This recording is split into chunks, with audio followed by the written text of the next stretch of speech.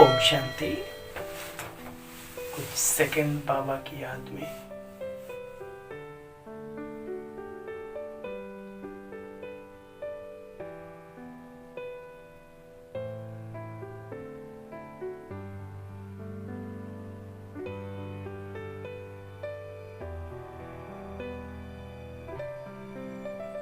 ओम शांति।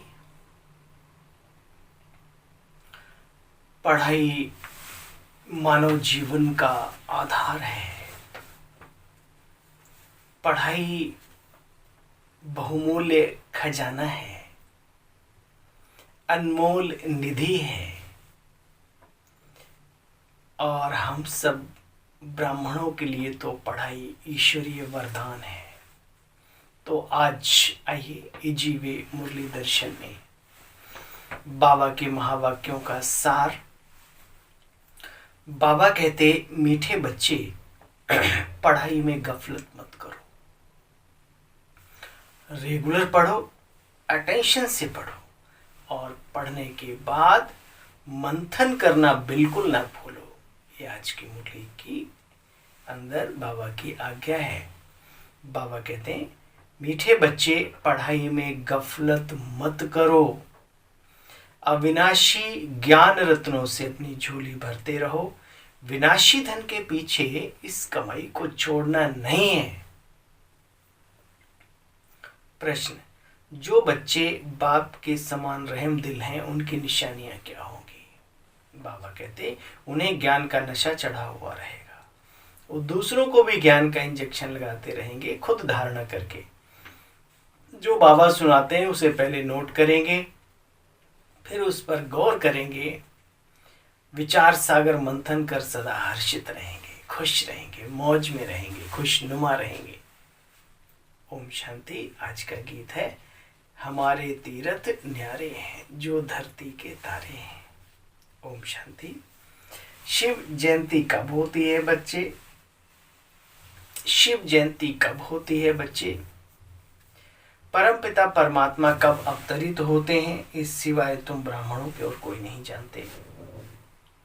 तुम बच्चे भी नंबरवार पुरुषार्थ अनुसार जानते हो कि शिव बाबा, वो निराकार परम धाम निवासी परमपिता परमात्मा कब अवतरित होते हैं, दिव्य अलौकिक जन्म कब लेते हैं, और कोई नहीं जानते। तुम्हारे में भी नंबरवार पुरुषार्थ अनुसार जानते हैं।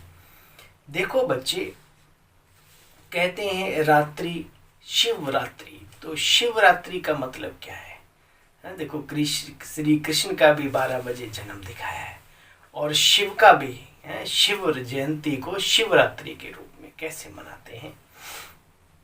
कॉमन दिन रात की बात है या कोई और रात्रि की बात है? तो बाबा कहते हैं, जब पूरे संसार में एक अज्ञानता का अंधकार, कौन सा ज्ञान? ईश्वरीय ज्ञान, आत्मा का, परमात्मा का, इस संपूर्ण ब्रह्मांड का, सृष्टि चक्र का, सारी युगों का, जब इस ज्ञान से अनभिज्ञ हो जाती हैं आत्माएं, तब कहते हैं ज्ञान सूर्य प्रगटा, अज्ञान अंधेर विनाश। तो अज्ञानता की अंधकार की रात, तो अभी हमें अंधकार से प्रकाश की ओर वो ईश्वरीय सत्ता ले जाने के लिए आई है। देखो बच्चे, बाप समझाते रहते हैं, हे मेरे मीठे बच्चों, तुम्हें यहाँ यानी क्लास में देही अभिमानी होकर बैठना है। हम आत्मा परमपिता परमात्मा से इन कानों द्वारा सुन रहे हैं, परंतु बच्चे घड़ी घड़ी यही बात भूल जाते हैं। हम आत्माओं के साथ परमपिता परमात्मा वार्तालाप कर रहे हैं, जो सबका सद्गति दाता है, ज्ञान का सागर है। वो बैठ बच्चों को पढ़ाते हैं। यह सिवाय तुम्हारे और कोई की बुद्धि में बैठता भी नहीं। तुम बच्चों में भी इतना बाप का रिगार्ड करते नहीं, और क्योंकि लोगों की बुद्धि में बैठता नहीं, इसलिए इस ईश्वरी विश्वविद्यालय के कार्यों का भी रिगार्ड करते नहीं। अगर निश्चय है कि भगवान पढ़ाते हैं, तो यह पढ़ाई एक सेकंड भी छोड़ नहीं सकते।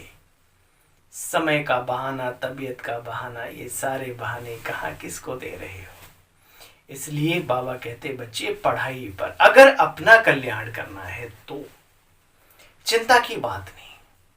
कईयों की शब्दावली होती कि पेट को 2 रोटी तो खिलानी, अरे सारे संसार को जो खिला सकता है वो अपने बच्चों को नहीं खिलाएगा। हाँ, मेहनत करो उसके कार्य के लिए, वो ठीक है, वो करनी भी चाहिए, लेकिन इतना अंदर से स्ट्रांग निश्चय रखो कि जब बाबा संपूर्ण तरीके से हमें अपनाएंगे तो हमारे अंदर ये बातें कभी नहीं आएंगी, इस टाइप। तो बाबा कहते बच्चे निश्चय अगर है कि भगवान पढ़ाते हैं तो यह पढ़ाई कभी नहीं भूलो, कभी 1 सेकंड भी नहीं छोड़ सकते जिनको निश्चय है। पढ़ाई आधा पौना घंटा चलती है, 24 घंटों में आधा घंटा भी भगवान के लिए नहीं निकाल सकते। वंडर है वंडर, और चाहिए उसका सारा ब्रह्मांड, कहाँ से मिलेगा? नहीं, कुछ आज्ञाएं तो माननी पड़ेंगी अपने कल्याण हेतु, बाबा कहते हैं। इसलिए बाप कहते मुझे याद करो, या एक बात कभी भी नहीं भूलो।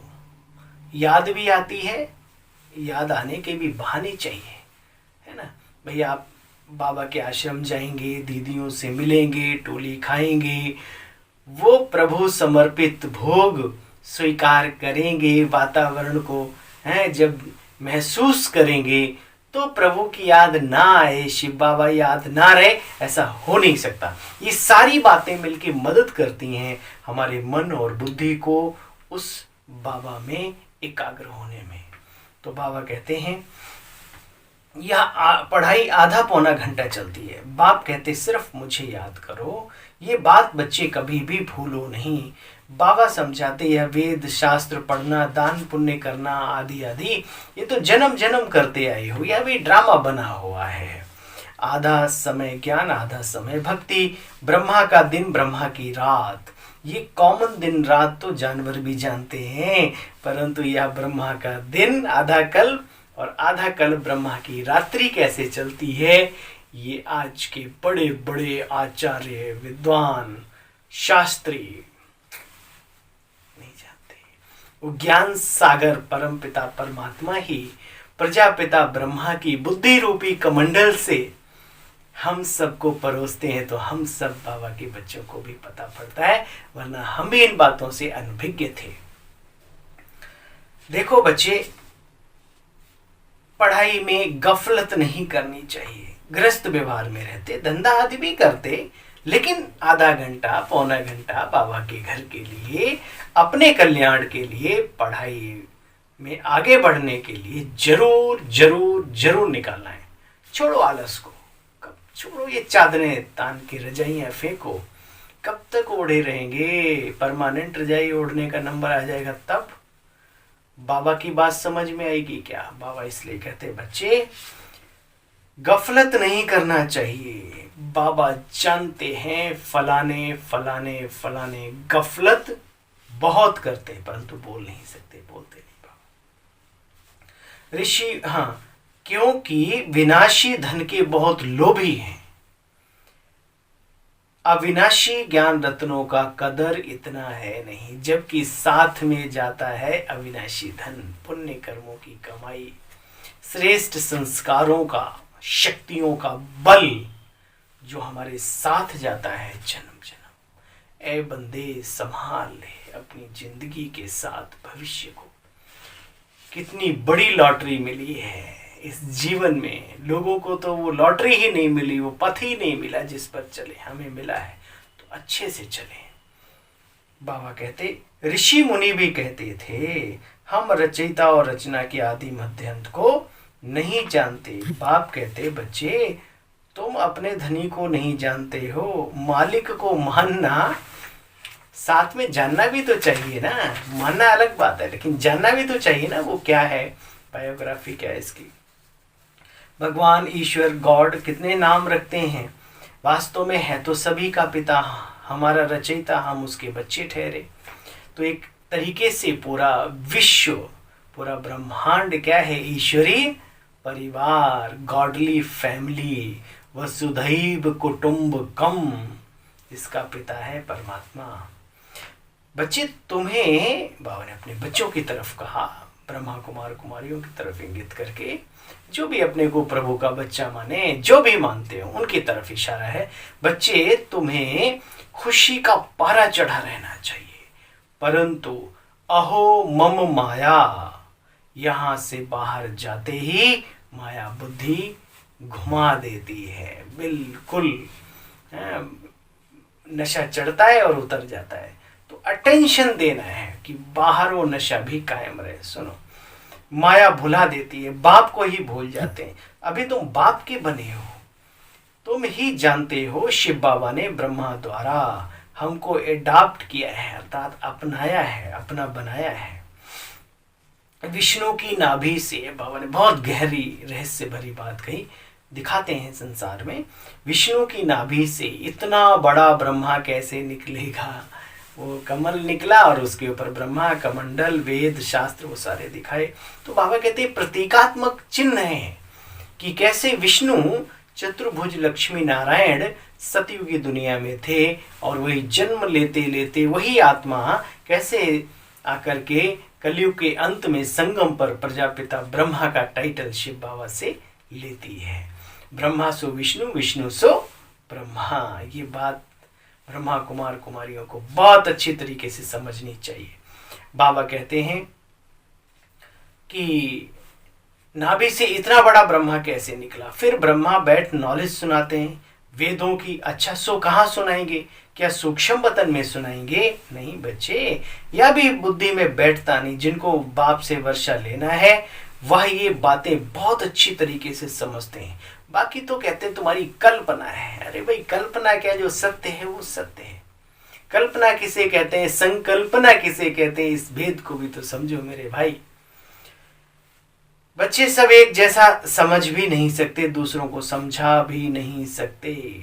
नंबर वार राजधानी बन रही है, सब एक जैसा पढ़ न सके। धारणा कर फिर विचार सागर मंथन करना चाहिए। देखो मीठे मीठे बच्चों, जो ईश्वरीय शिक्षाएं सुनते हो, क्लास में पढ़ाई पढ़ते हो, उसको नोट किया जाता है, फिर बैठकर ख्याल करना चाहिए आज बाबा ने क्या क्या सुनाया। सवेरे सवेरे उठकर उस पर गौर करना चाहिए। सबको तरस पड़ना चाहिए सब पर। बाबा का फरमान है, अपनी रचना स्त्री बच्चों आदि को भी समझाओ। पुरुष रचते हैं अपने सुख के लिए रचना, यह बेहद का बाप सुख नहीं भोगते। कहते हैं सब कुछ जो मेहनत करता हूं मैं अपने बच्चों के लिए, क्योंकि बाबा तो सतयुग में जाकर के बादशाह नहीं बनता ना, हम बच्चों के लिए बादशाही बनाते हैं, इतनी मेहनत करते हैं बाबा। देखो बच्चे, ये चित्र जो तुम्हारे हैं वो जैसे कि ज्ञान नेत्रहीन यानी अंधों के सामने आईना है। हाँ, कितना अच्छा लगता है। आत्मा का परमात्मा का सारा समझते हैं ना, चित्रों के माध्यम से तो बुद्धि में बैठ जाता है। ड्रामा, झाड़ और ड्रामा को बहुत क्लियर समझना चाहिए। बाबा ने बनवाए हैं। तुम बच्चे रूहानी यात्रा पर सभी को ले जाने वाले हो। रूहानी यात्रा रूहानी राही बनाने के लिए, यानी रूहानी पथ पर चलाने के लिए, रूहानी पथिक बनाने के लिए, रूहानी राही बनाने के लिए कितना ज्ञान देना पड़े, परंतु बुद्धि चाहिए स्वच्छ, इस पुरानी दुनिया से एकदम उपराम। यह भी वंडर है, जहां अपना जड़ यादगार है और वहीं आप बच्चे आकर के देखो तपस्या कर रहे हो। माउंट आबू में ब्रह्मा कुमारी इसका हेडक्वार्टर, बाबा का घर, और बगल में ही देलवाड़ा मंदिर। 108 मूर्तियां बैठी हैं जड़ में, और इधर बाबा तपस्या करा रहे हैं चैतन्य में अपने बच्चों से। कितनी बातें मेल खाती हैं। चिंतन करो तो निश्चय का बल मिले। बाबा कहते देखो बाप तुम्हें समझाते हैं, वह है जड़ और ये है चैतन्य। बच्चे बैठे हो यहाँ तपस्या कर रहे हो। मंदिर भी गुप्त, जानते नहीं, बनाने वाले भी नहीं जानते, और तुम बच्चे भी गुप्त, बाबा भी गुप्त, ज्ञान भी गुप्त। तो बाबा ने एक बहुत अच्छी बात कही जो हम सब के लिए बहुत लाभकारी है। बाबा वर्ष में 1 बार या 2 बार या 10 बार या जो वहाँ रहे हैं कितनी भी बार, उनका भी अपना फर्ज है, वातावरण को बना करके बैठे हैं और हमारा फर्ज है कि हम उस वातावरण से पूरा लाभ लेकर के आए, है ना। जब भी जाएं पहले अपने मन को संकल्पित करके जाएं कि हम 2 दिन के लिए जाएंगे, विशेष चीज लेके आएंगे, अपने आप को भर के आएंगे। जो संकल्पित होके जाता है ना वो भर के भी आता है, नहीं तो खिचड़ी यहाँ कम पकाते वहाँ ज्यादा, क्योंकि इधर गली मोहल्ले से आते ना खिचड़ी पकाने वाले, भाई तुम्हारा स्वाद कैसा, तुम्हारा स्वाद कैसा, तुम्हारा स्वाद कैसा, तुम्हारी दीदी कैसी, तुम्हारा दादा कैसा, फलाना, भाई इसी में आकर के अरे दिन चलो भाई हो गया अब तो घर वापस। पैसे भी खर्च किए, समय भी लगाया, कितनी मेहनत भी की और पाया कुछ नहीं। इसलिए समझदार बनना है। बाबा कहते हैं देखो बच्चे, अपने दिल दर्पण में देखना चाहिए, हम राजा रानी बनेंगे या दास दासी या फिर प्रजा। बाबा कहते बच्चे मधुवन में आकर के ऐसा नशा चढ़ाकर जाओ, अंडरलाइन करो इस बात को। बाबा कहते मधुवन में आकर ऐसा नशा चढ़ाकर जाओ जो सदैव जीवन भर कायम रहे। वो अनुभूतियां, वो अनुभव, वो क्लासेस, तो बाबा कहते जो सदैव कायम रहे। अच्छा, मीठे मीठे स्किल बच्चों प्रति माता पिता बाप दादा का याद प्यार और गुड मॉर्निंग। रूहानी बाप की रूहानी बच्चों को नमस्ते। हम सब रूहानी बच्चों की मीठे बाप दादा को नमस्ते नमस्ते नमस्ते। दिल कहे बाबा तेरा शुक्रिया।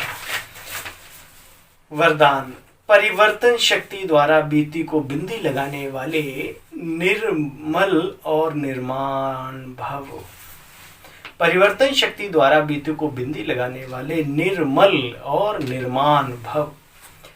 बाप दादा कहते हैं बच्चे देखो, परिवर्तन शक्ति द्वारा पहले अपने स्वरूप का परिवर्तन करो। बिठाओ अपने मन में कि मैं ये तन नहीं हूं, ये मिट्टी की काया ही नहीं हूं, इस काया में चैतन्य दीपक, यानी मैं शरीर नहीं, मैं आत्मा हूं, आत्मा हूं, आत्मा हूं। फिर स्वभाव का परिवर्तन करो। पुराना स्वभाव ही पुरुषार्थी जीवन में धोखा देता है। कहते ना भाई मेरी तो आदत ऐसी, अरे भाई मेरी आदत कहाँ, इसको बदलो। बाबा कहते हैं बदलने के लिए तो बाबा के बने। स्वभाव पुराना स्वभाव ही पुरुषार्थी जीवन में धोखा देता है। तो बच्चे पुराने स्वभाव अर्थात अपनी नेचर का परिवर्तन करो, डिवाइन नेचर धारण करो। फिर है संकल्पों का परिवर्तन। व्यर्थ संकल्पों को समर्थता में परिवर्तन कर दो। इस प्रकार परिवर्तन शक्ति द्वारा हर बीती बात को बिंदी लगा दो तो निर्मल और निर्माण स्वतः ही बन जाएंगे। कल का वरदान भी बहुत शक्तिशाली था। जो हो गया उसको चिंतन करके बार बार अपने को कमजोर नहीं करो। आज का वरदान सिखा रहा है अपने स्वभाव, अपनी नेचर को परिवर्तन करो, निर्मल और निर्माण बनो। तो बाबा ने कहा इस परिवर्तन शक्ति द्वारा बीती को बिंदी लगा दो तो निर्मल और निर्माण नम्रचित स्वतः ही बन जाएंगे। अच्छा स्लोगन है, मस्तक पर स्मृति का तिलक, मस्तक पर स्मृति का तिलक सदा चमकता रहे, यही सच्चे सुहाग की निशानी है। हमारा सुहाग बाबा है और उसकी याद ही स्मृति का तिलक ही सच्चे सुहाग की निशानी। अच्छा भाई, ओम शांति। शिवरात्रि की तैयारियां धूमधाम से चल रही होंगी सभी के अंदर। तो बाबा का जन्मदिन, सो बच्चों के जन्मदिन, दोनों के जन्मदिन की आप सभी बहन भाइयों को बहुत ढेर सारी शुभकामनाएं हमारी ओर से स्वीकार हो। ओम शांति, ओम शांति। चैनल को सब्सक्राइब करने के लिए, वीडियो को शेयर करने के लिए आप सभी का बहुत बहुत धन्यवाद। ओम शांति।